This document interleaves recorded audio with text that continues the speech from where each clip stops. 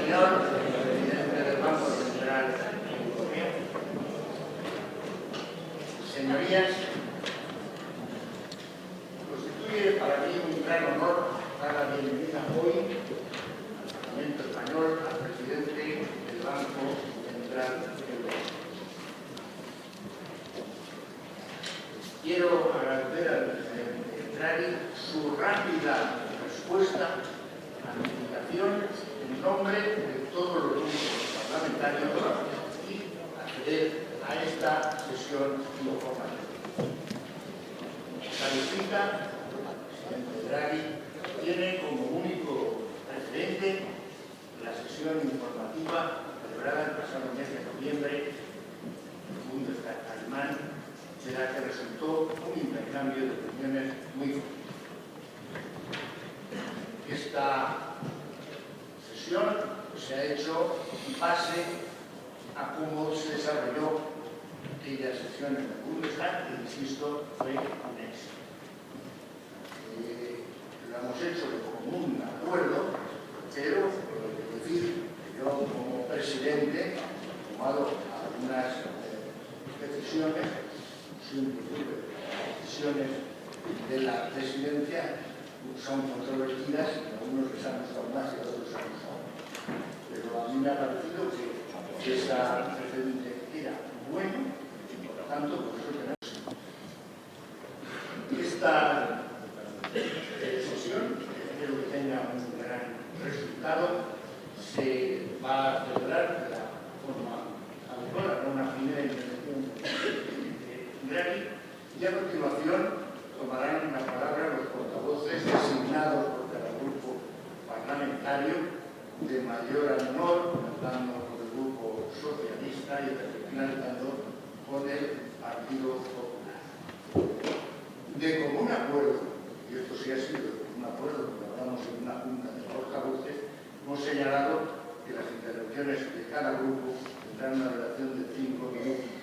No podemos los portavoces que se atengan a ello por exigencia de la cortesía del discurso de la reunión. A continuación, el presidente Draghi contestará a lo planteado por los portavoces. Tiene la palabra el presidente del Banco Central Europeo, señor.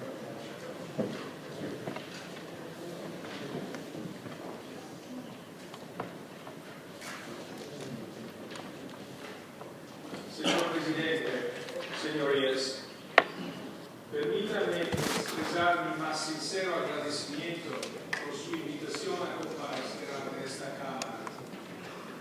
Como presidente del Banco Central Europeo, es un honor tener la oportunidad de analizar los grandes retos a los que se enfrenta la economía de la zona del euro y explicar las principales medidas que estamos adoptando para darles respuesta.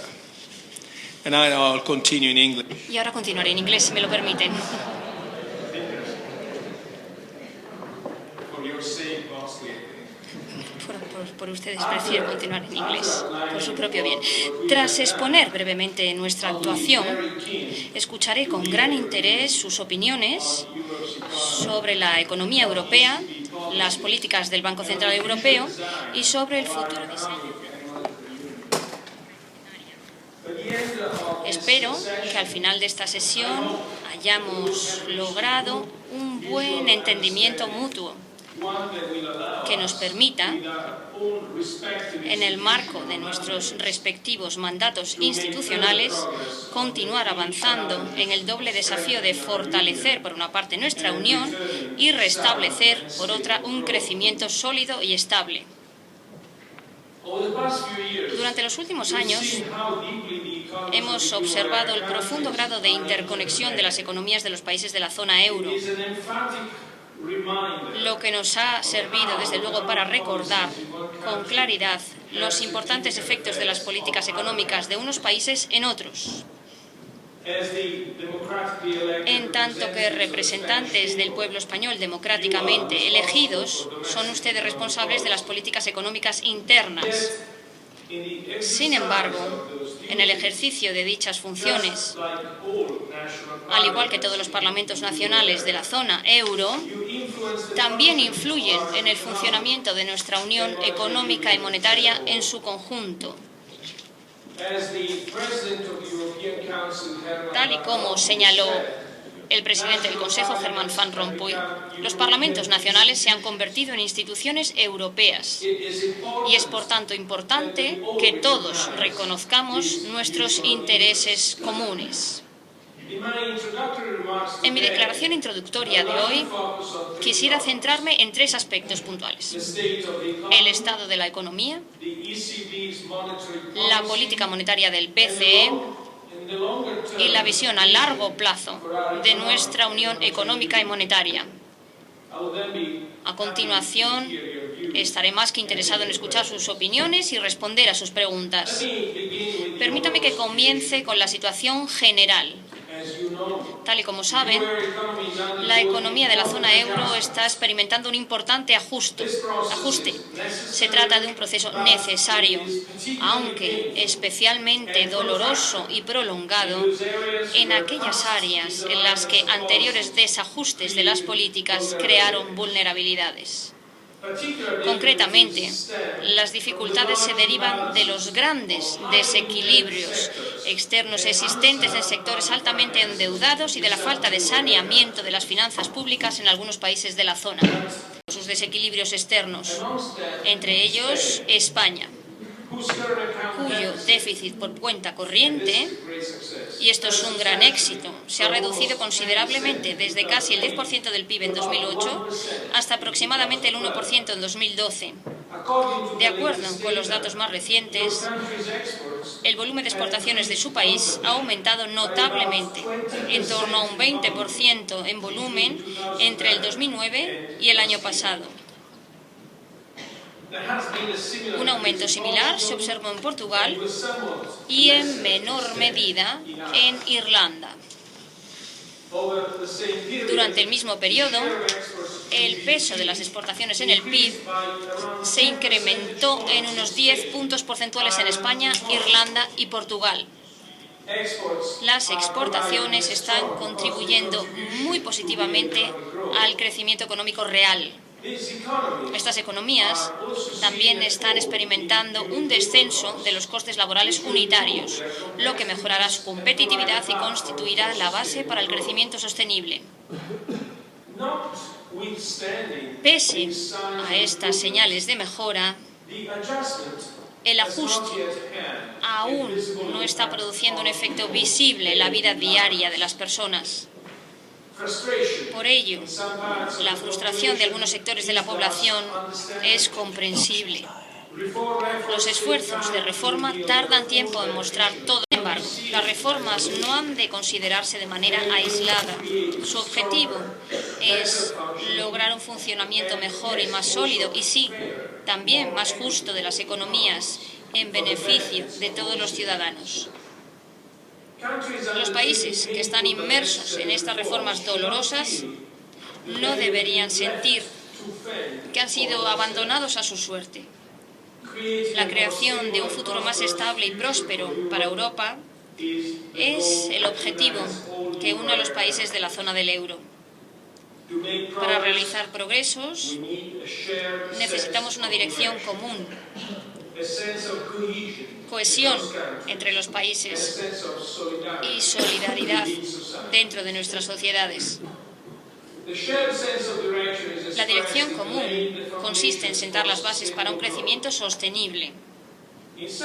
En algunos países, esto significa reorientar los principales motores del crecimiento hacia sectores productivos. Esto también implica recuperar la competitividad mediante la contención o reducción de los costes a través de una combinación de aumento de la productividad y moderación salarial. La cohesión se expresa a través del mercado único, la moneda única y las instituciones europeas comunes, cuyo objetivo es asegurar una buena gobernanza y, en caso necesario, la asistencia y el apoyo mutuos. La solidaridad dentro de nuestras sociedades debería consistir en asegurar que la carga no sea soportada de forma desproporcionada por determinados sectores o grupos de personas. Quisiera ahora hablarles de la política monetaria del Banco Central Europeo. Y permítanme que les hable de las medidas concretas adoptadas por el BCE en respuesta a los desafíos a los que se enfrenta la economía de la zona del euro. Existen dos elementos claves. El primero ha sido reducir nuestro tipo de interés oficial hasta el 0,75, un nivel sin precedentes en prácticamente todos los países de la zona del euro. El tipo de interés en el mercado interbancario a un día es ahora incluso inferior y está próximo a cero. El segundo elemento ha consistido en conceder a las entidades de crédito acceso ilimitado a la financiación del Banco Central mediante nuestras operaciones a corto y a largo plazo. Esta medida permitió que las entidades de crédito no tuvieran que reducir sus balances innecesariamente en un momento en el que la financiación de los mercados era inaccesible o excesivamente cara. También impidió un posible escenario deflacionista, lo que aseguró el cumplimiento del objetivo prioritario del BCE, mantener la estabilidad de precios en la zona del euro.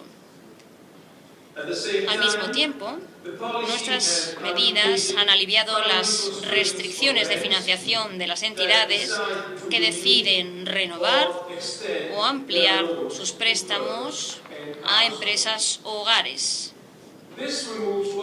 Y esto elimina un obstáculo para el crecimiento. Dado que 3/4 partes de la financiación externa de las empresas de la zona euro proceden de las entidades de crédito, necesitamos que proporcionen una oferta de crédito sólida para apoyar la inversión y la creación de empleo. Hemos proporcionado a las entidades de crédito la seguridad de que, con los activos de garantía adecuados, pueden obtener volúmenes ilimitados de liquidez del Banco Central al tipo de interés oficial. Hemos sustituido efectivamente el mercado interbancario. Cuando este mercado dejó de funcionar, nuestras medidas hicieron posible que las entidades pudieran seguir prestando. El volumen total de nuestras operaciones de financiación aumentó desde menos de 450 miles de millones de euros antes de la crisis hasta 1,2 billones en su momento álgido. También le hemos dado a los bancos la seguridad de poder confiar en nuestras operaciones de financiación durante periodos prolongados. El plazo máximo de estas operaciones aumentó de 3 meses a 3 años. De no haberse realizado las 2 operaciones de financiación a 3 años de finales de 2011 y principios de 2012, podría haberse producido una grave crisis de crédito. Con estas medidas, el Banco Central Europeo respondió de manera decisiva a las presiones de liquidez a las que se enfrentaban las entidades de la zona del euro. Aquí, en España, por ejemplo, las ayudas de liquidez que se prestan al sistema bancario representan 1/4 del PIB nacional y son unas 8 veces superiores a las concedidas antes de la crisis. Con el fin de asegurar el cumplimiento del objetivo primordial del BCE, véase salvaguardar la estabilidad de precios, fue esencial crear un entorno en el que la liquidez no fuese un obstáculo para el flujo del crédito. Sin embargo, la liquidez no es el único factor que determina la capacidad y la voluntad de las entidades de crédito para prestar a las empresas y a los hogares. Existen otros 2 factores adicionales: la disponibilidad de capital en las entidades de crédito y la percepción general del riesgo en la economía. La provisión de capital no está entre las funciones de los bancos centrales. Corresponde a los accionistas garantizar que las entidades de crédito sean solventes y que tengan la capacidad de llevar a cabo sus actividades básicas. En los casos en los que el sector privado no tiene capacidad o disponibilidad para suministrar capital, son las autoridades fiscales, véase los gobiernos y los parlamentos, quienes han de decidir cuándo y cómo actuar. En España, las autoridades han actuado de forma proactiva, incluso en condiciones difíciles, y han emprendido un ambicioso programa de ajuste financiero con la asistencia de sus socios europeos.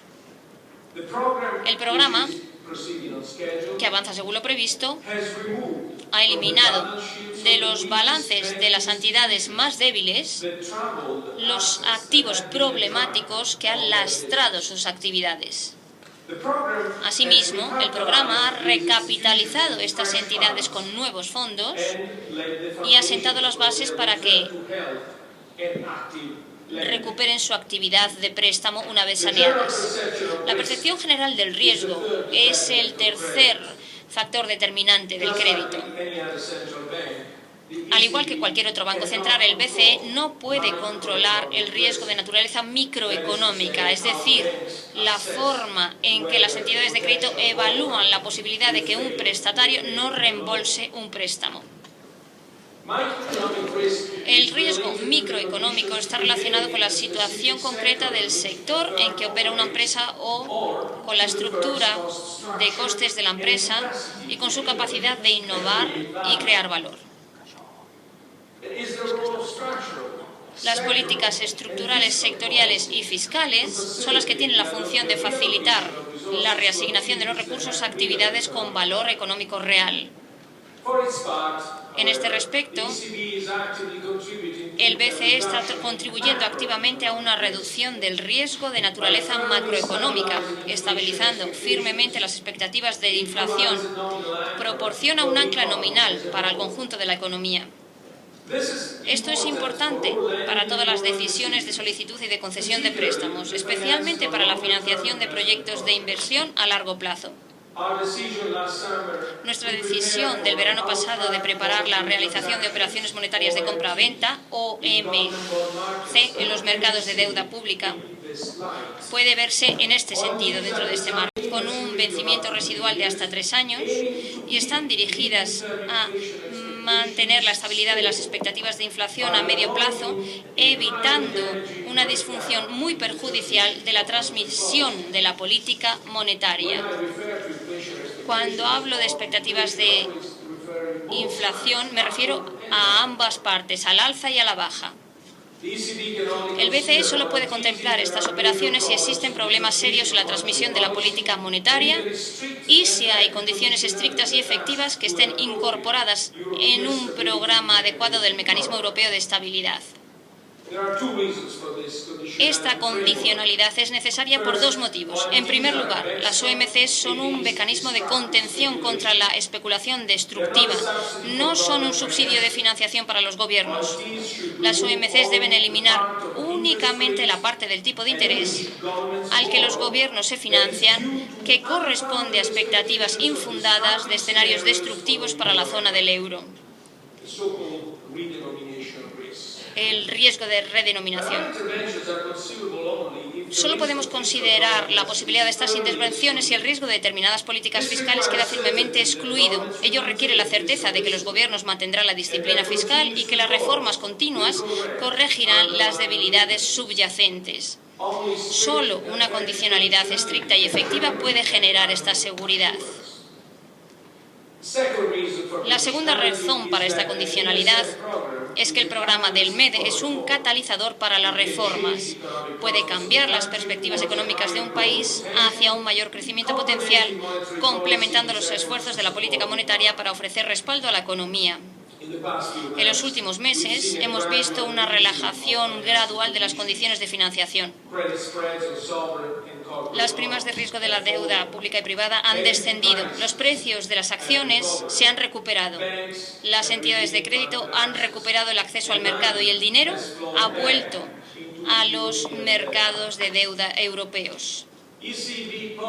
Las medidas del BCE han desempeñado un papel esencial en esta mejora, al igual que la actuación decidida de los gobiernos, los parlamentos y el sector privado.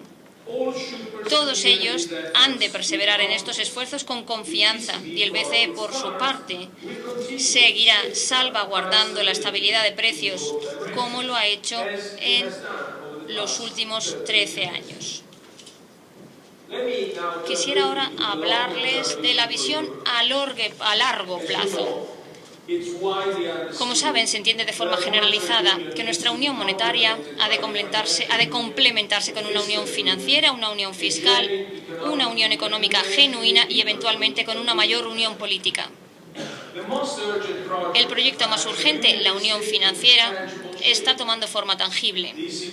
Está previsto que el BCE sea el supervisor único de una gran parte del sector bancario de la zona del euro. Estamos preparados para comenzar los preparativos internos tan pronto como el Parlamento Europeo y el Consejo Europeo alcancen un acuerdo legislativo. La propuesta para la adopción de un marco único de resolución también sigue su curso. Conjuntamente, estas dos reformas restablecerán la confianza en el sector bancario de la zona del euro. Resulta también indispensable que completemos la unión económica creando las condiciones para que cada país encuentre su lugar en la economía de mercado abierto, que es la zona del euro, y que pueda explotar sus ventajas comparativas para generar empleo y crecimiento.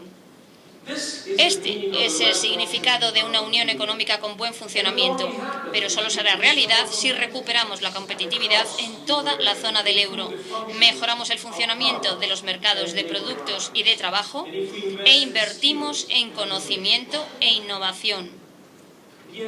La idea de contratos negociados de competitividad y crecimiento o contratos de reformas también podría ser muy útil, puesto que se centran en la adopción de medidas en ámbitos clave para la recuperación de la competitividad. También resultaría beneficiosa una revisión en profundidad de los mercados de productos y de trabajo para asegurar que sean compatibles con el funcionamiento de la unión monetaria.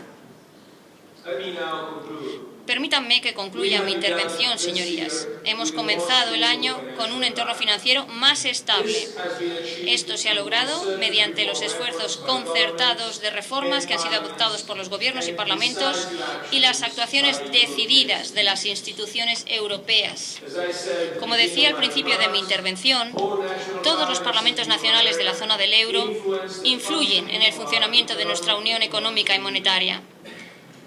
Y España, en este sentido, desempeña un papel de primer orden en este proceso. A lo largo de la actual fase de ajuste económico, la comunicación entre las autoridades europeas y nacionales y los esfuerzos de consenso a nivel nacional tienen una importancia esencial. Esta es, de hecho, la mejor forma de salvaguardar nuestra prosperidad colectiva en el futuro. Muchas gracias por su atención y ahora estaré más que interesado en escuchar sus opiniones y responder a sus preguntas. Muchas gracias.